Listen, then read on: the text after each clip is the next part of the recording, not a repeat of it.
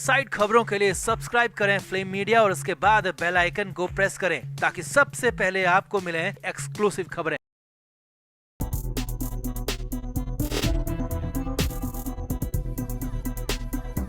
तो मिलिंद देवड़ा के मैटर पर महाराष्ट्र में सियासत गर्मा चुकी है। मिलिंद देवड़ा ने छोड़ी कांग्रेस है, शामिल एकनाथ शिंदे की शिवसेना में हुए हैं, मगर सारी उथल पुथल उद्धव ठाकरे और संजय राउत को लेकर मची हुई है। जी हां, देवड़ा पर गरमाई सियासत के बीच शरद पवार ने उद्धव ठाकरे और संजय राउत को बुरी तरह फटकार लगाई है। मामला इतना ज्यादा गंभीर हो चुका है कि पवार से मीटिंग के बाद निकले राउत मीडिया को देखकर भाग खड़े हुए। तो आखिर शरद पवार ने क्यों लगाई उद्धव ठाकरे को फटकार और मीडिया से क्यों मुंह छिपा के भाग गए संजय राउत, आपको बताते हैं सब। आप भी वीडियो को शेयर करें और अपनी राय कमेंट बॉक्स में जरूर दें।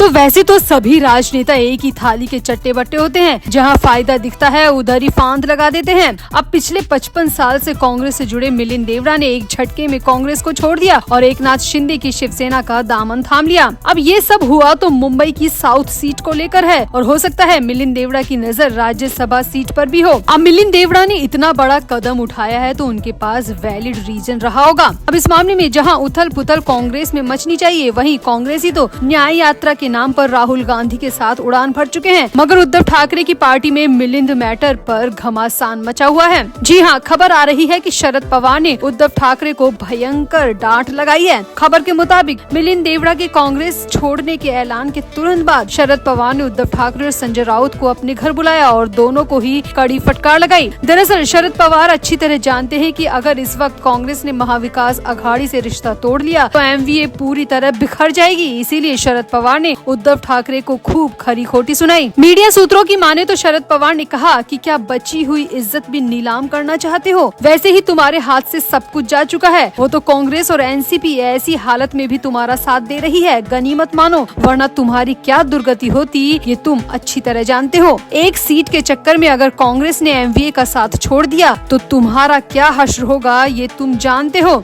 शरद पवार ने आगे कहा, मुझे शर्म आती है ये कहने में कि तुम उन्हीं बाला साहब ठाकरे के बेटे हो जिन्होंने अपनी राजनीतिक सूझबूझ से दुश्मनों को भी दोस्त बना लिया था और तुम दोस्तों को ही दुश्मन बनाने में लगे हो। शरद पवार ने कहा कि अब जो हो गया वो तो हो गया, मगर आगे ख्याल रहे कि अब ऐसा दोबारा ना हो, वरना मैं भी ज्यादा दिन तक साथ नहीं दे पाऊंगा। शरद पवार ने कहा कि हमें आगे बढ़ने के बारे में सोचना है, लोगों को जोड़ने के बारे में सोचना है, तोड़ने के बारे में नहीं। अब सामने आया है कि पवार की डांट के बाद उद्धव ठाकरे अपनी गाड़ी से निकल गए, मगर संजय राउत कुछ देर बाद निकले। अब संजय राउत को वहां मौजूद कुछ मीडिया कर्मियों ने घेर लिया और पूछा कि शरद पवार से क्या बात हुई, मगर यहाँ संजय राउत ने एक भी सवाल का जवाब नहीं दिया और सीधे अपनी गाड़ी की तरफ बढ़ गए और उसमें बैठ गए और मीडिया कर्मियों की तरफ देखा तक नहीं।